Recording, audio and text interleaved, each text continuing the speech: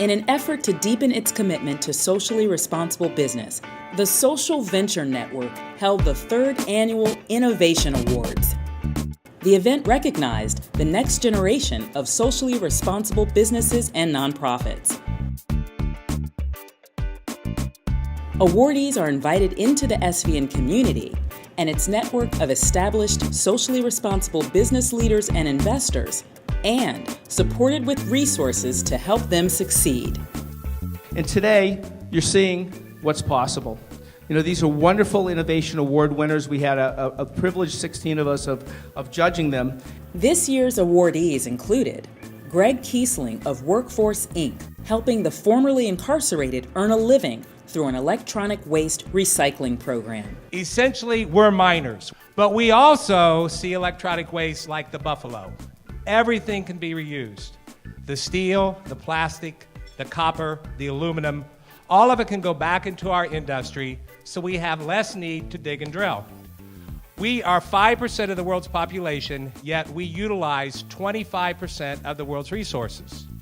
But with 5% of the world's population, we also have 25% of the world's prison population. We incarcerate more people per capita than Russia and China combined. Our men call themselves Recycle Force. They enter our program within 60 days of their prison release, and they work with us, gaining a wide set of skills.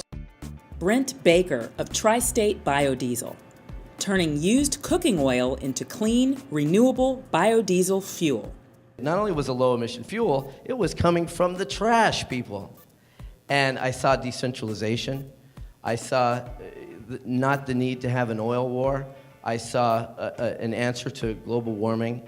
And at that moment, I said, give me the recipe, give me every bit of information you have, and I've been pushing it as hard as I can ever since. Shannon Bose of Earth Cycle Packaging, turning palm fiber into safe, durable, and compostable food packaging. We make disposable, home compostable packaging, and I brought an example of this is our waste material. This is what is palm fruit grows on. This is a very technical term. It's called an empty fruit bunch.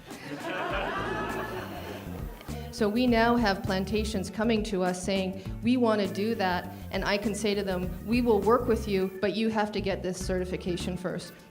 Mark Hannes of the Genocide Intervention Network, empowering individuals and communities with tools to prevent and stop genocide. I'm the grandchild of 4 Holocaust survivors. My grandmother was an orphan when the Nazis took over Austria, and she was able to get refuge in Scotland. And there she met and married another survivor, and they had 3 daughters. The middle one's my mother, who was born and raised in Glasgow. When she was, she's got the great Scottish accent, so I can do all the lines from Bravehearts. Like, every man dies, but no one really lives, and sound just like it. So when I was 18, I came to the United States, and later on heard what was happening in Darfur. And so, like all of you, I refused to be a bystander to injustice. So the question that I asked wasn't, should I do something or should I not? It was simpler, it was, what can I do? So we spent months to a year doing research into how could we come up with the most strategic, high-impact, results-oriented strategy to help abolish genocide. Sam Goldman and Ned Tozen of D-Light Design, bringing safe and affordable lighting to the developing world through solar-powered lamps. The families there were making on average about $12 or 600 rupees a month. These families got our lights. They were able to extend another couple of hours of their night, which enabled them to do a lot more productive work. And what we found is they're able to make more banana plates, diversify their income base, and they've also saved a lot of money, sometimes up to 25 to 50% of their income, from not spending it on kerosene. The net result over the last 4 months that we've been able to observe in that village is almost a doubling of income. Also, all the students are studying now, whereas before they didn't study at night. And with honorable mention, Joseph James of the Corporation for Economic Opportunity, assisting rural African American communities in the South reach their full economic potential. And I was just appalled at the serious chronic poverty in the rural parts of that state. Third world poverty, third world indicators of distress, illness, infant mortality.